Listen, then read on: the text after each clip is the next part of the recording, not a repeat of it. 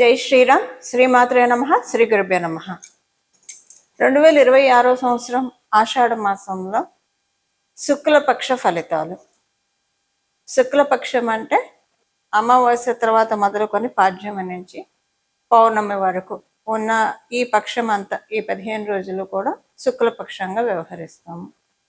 ఆషాఢ మాసంలో శుక్లపక్షంలో ఎలాంటి ఫలితాలు ఉండబోతున్నాయి గోచార రీత్యా ద్వాదశ రాశుల వాళ్ళకి, ద్వాదశ లగ్నాల వాళ్ళకి?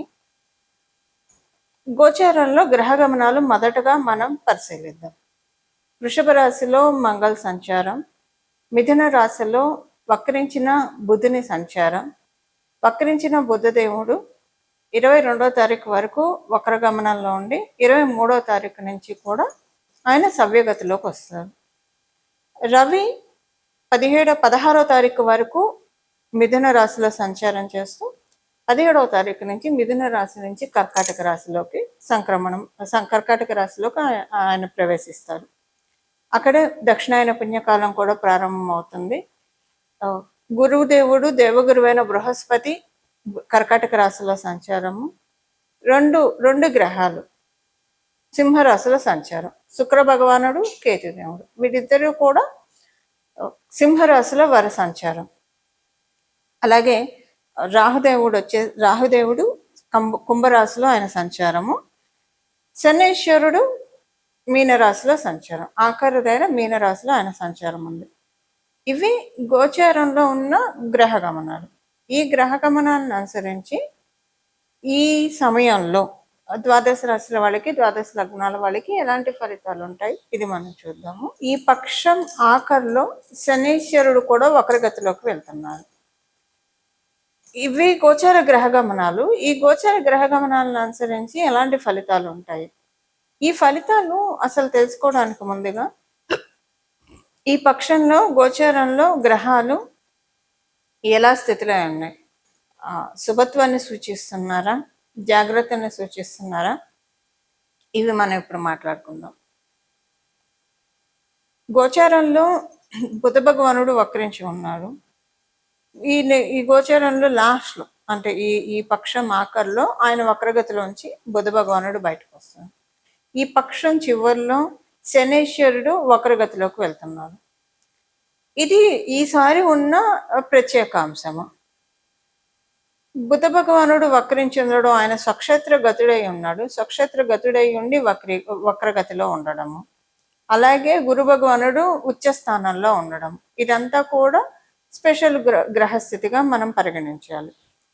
అయితే ఇప్పుడు దీన్ని దృష్టిలో పెట్టుకొని ద్వాదశ రాశుల వాళ్ళకి, ద్వాదశ లగ్నాల వాళ్ళకి ఎలాంటి ఫలితాలు ఉంటాయి ఈ విషయాన్ని మనం ఇప్పుడు చూద్దాం. మకర రాశి మకర లగ్నంలో పుట్టిన వాళ్ళకి, మకర రాశిలో పుట్టిన వాళ్ళకి ఈ పక్షం అంతా కూడా మొదటి వారంలో, పక్షం స్టార్టింగ్ వారంలో మీకు కొంతమందితో వైరుధ్యాలు ఉంటాయి, డిఫరెన్సెస్ ఉంటాయి. అంతకుముందు వాళ్ళతో మీరు బాగా స్నేహంగా మెలిగిన వాళ్ళైనా, లేదా మీ బంధువర్గం వాళ్ళైనా, వాళ్ళతోటి వైరుధ్యాలు ఈ పక్షం మొదటి వారంలో మీకు కనిపిస్తుంది. తర్వాత రెండవ వారానికి ఈ పాయింట్ నిలబడదు. క్యారీ ఓవర్ అయితే రెండవ వారానికి ఉండదు. మొదటి వారం వరకు ఇలా అనిపిస్తుంది. కొంత అవమానకరమైన సిచ్యువేషన్స్ కూడా మీరు చూస్తారు. అది కూడా ఏంటంటే మీకంటే కింద స్థాయిలో ఉన్నవాళ్ళు, అలాగే మీకంటే నాలెడ్జి తక్కువ ఉన్నవాళ్ళు, చిన్నవాళ్ళు, వీళ్ళ వల్ల మీరు అవమానానికి గురవుతారు. అది మీకు చాలా బాధ అనిపిస్తుంది. అంటే వీళ్ళు కూడా మనకి చెప్తారు, ఆఖరికి వీళ్ళు చెప్పేది కూడా వినాలా అన్న చికాకు వచ్చేస్తుంది మీకు. మొదటి వారం, 2 వారాలు ఉంటాయి కదా ఒక పక్షం మొత్తం ఇలా ఉండదు. పక్షం స్టార్టింగ్ వీక్ ఇలా ఉంటుంది. సెకండ్ వీక్ అసలు ఈ పాయింటే ఉండదు, మీరు కూడా మర్చిపోతారు. ఆయిలీ ఫుడ్స్ ఎక్కువగా తీసుకోకండి ఈ పక్షంలో. ఆల్రెడీ మీరేం ఎక్కువ తీసుకునే వాళ్ళు కాకపోతే ఓకే, మంచిది, ఈ పాయింట్ ఇగ్నోర్ చేయండి. ఒకవేళ కొంచెం ఆయిల్ అసలు తీసుకుంటారంటే ఎక్కువ తీసుకోకుండా కొంచెం జాగ్రత్తగా ఉండండి ఈ పక్షం వరకు. అండ్ అంటే కొంచెం ఆయిల్ ఎక్కువ కన్జ్యూమ్ చేయడం వల్ల కొన్ని ప్రాబ్లమ్స్ మీకు ఫ్యూచర్లో వస్తాయి హెల్త్ పరంగా. అందువల్ల ఈ విషయంలో కొంచెం జాగ్రత్తగా ఉండాలి. సెకండ్ థింగ్ ఏంటంటే, ఈ పక్షంలో మీకు కొత్త బట్టలు కొనుక్కోవడానికి కావచ్చు, కొత్త వాహనాలు కొనుక్కోవడానికి ఛాన్సెస్ బాగా ఉంది. బట్టలు అంటే కొనుక్కుంటారు.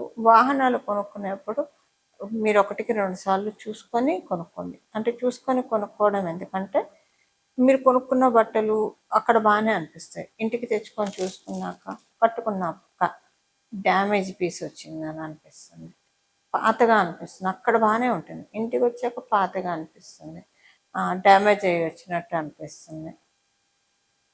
ఇది కొంచెం చూసుకోవాలి. ప్రాణం ఉసురు అనిపిస్తుంది, మళ్ళీ రిటర్న్ చేయడానికి కూడా అవకాశం లేకుండా ఉంటుంది. ఏ పసుపు బొట్టు పెట్టేసి ఉంటారో ఏదో మొత్తానికి. అందువల్ల కొంచెం ఈ విషయంలో చూసుకోవాలి. ఇవి ఈ పక్షం యొక్క ఫలితాలు మకర రాశి, మకర లగ్నంలో పుట్టిన వాళ్ళకి. పరిహారము ఈ పక్షంలో చేసుకోవాల్సిన పరిహారము. ఈ పక్షంలో 2 గ్రహాలు వక్రగతిలో ఉన్నాయి.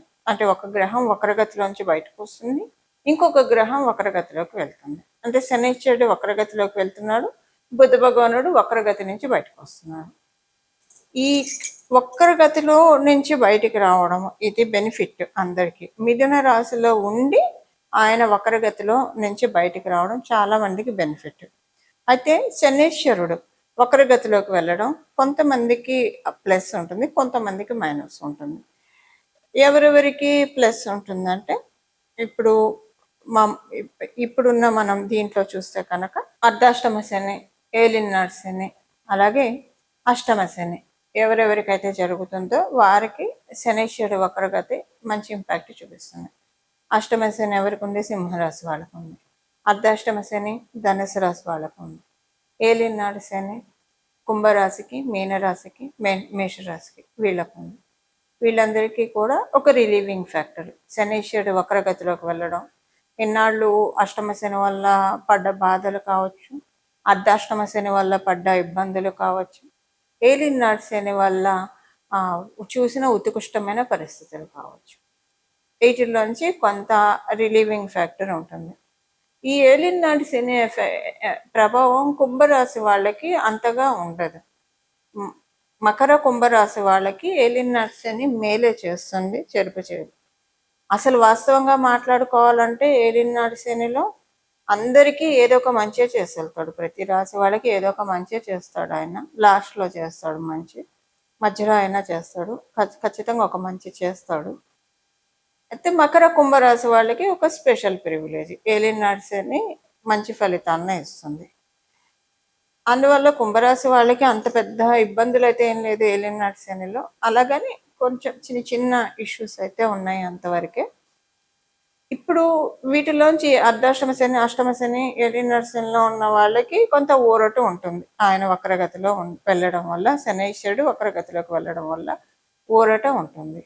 అలాగే బుధ భగవానుడు వక్రగతిలో నుంచి బయటికి రావడం, ఇది కూడా ఒక ఊరట. ఆయన స్వక్షేత్రంలో వక్రించడం అనేది అన్ని రాసుల వాళ్ళకి అంటే పూర్తిగా మంచిది కాదు అది. అదే శత్రుస్థానంలోనూ నీచ స్థానంలో ఉన్నప్పుడు వక్రిస్తే అది శుభ ఫలితాన్ని ఇస్తుంది. ఈయన వక్రగతిలో ఉంటే ఎవరికి ఎక్కువ స్పెషల్ ఫలితాలు ఉంటాయి అంటే, కర్కాటక రాశికి బుధ భగవానుడు వక్రించడం వల్ల కర్కాటక రాశి వాళ్ళకి మంచి ఫలితాలు ఉంటాయి. ధనుసు రాశి వాళ్ళకి, మీనరాశి వాళ్ళకి మంచి ఫలితాలు ఉంటాయి. ఇప్పుడు చేసుకోవాల్సిన పరిహారము ఇదేంటంటే, మీరు అంటే మీకు ఒక ఐడియా ఉంటే కనుక ఒక మంత్రాన్ని తీసుకొని ఆ మంత్రాన్ని అనుష్ఠానం చేస్తూ ఇంకొక మంత్రంతో సంపుటీకరణం చేయడం.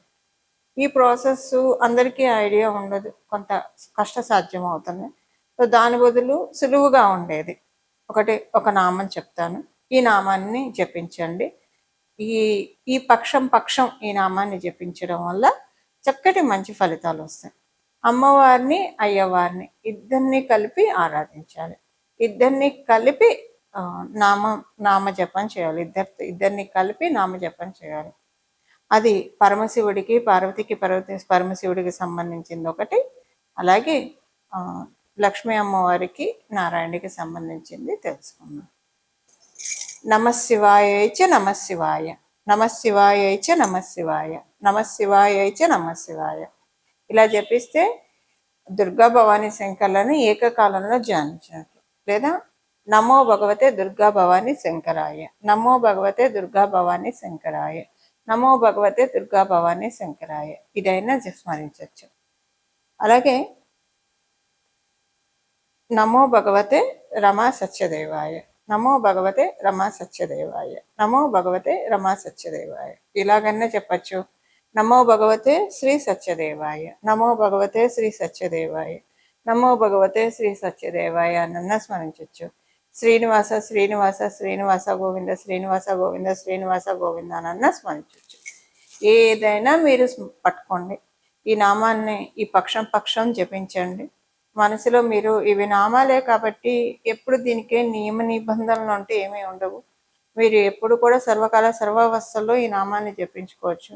మీరు బయటకు వెళ్తున్నారు, ఆఫీస్కి వెళ్తున్నారు, లేదా ఎక్కడన్నా ఉన్నారు, స్మరించుకోవచ్చు. నిద్ర పడుకున్నారు మంచం మీద, అప్పుడు కూడా నామజపానికి ఎటువంటి తప్పు లేదు, ఎలాంటి నియమాలు కూడా లేవు.